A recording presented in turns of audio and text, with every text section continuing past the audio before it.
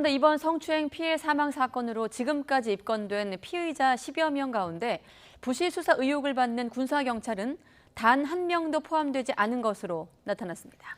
제 식구 감싸기란 비판이 나오고 있는데 특히 군사경찰은 초기 수사에서 가해자의 위험 문자를 사과로 인식했던 것으로도 나타났습니다. 김문경 기자가 보도합니다.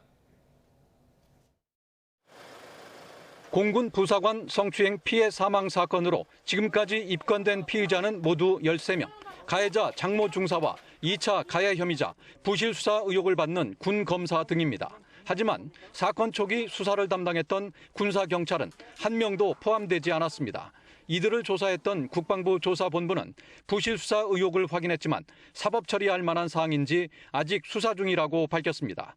군사경찰은 초기 수사에서 가해자인 장 중사가 피해자인 이모 중사에 보낸 용서를 안 하면 죽어버리겠다는 등의 메시지를 사과로 판단한 것으로 드러났습니다. 군사경찰과 마찬가지로 부실 수사 의혹을 받는 군 검사를 입건해 조사 중인 국방부 검찰단과는 다른 입장인데 일각에선 조사본부가 제 식구를 감싸는 게 아니냐는 지적도 나옵니다.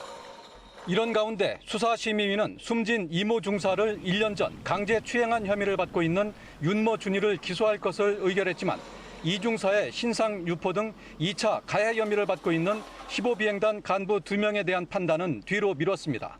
국방부는 국방부 검찰단에서 이번 심의 의견을 존중해 처분할 예정이라고 밝혔습니다. YTN 김문경입니다.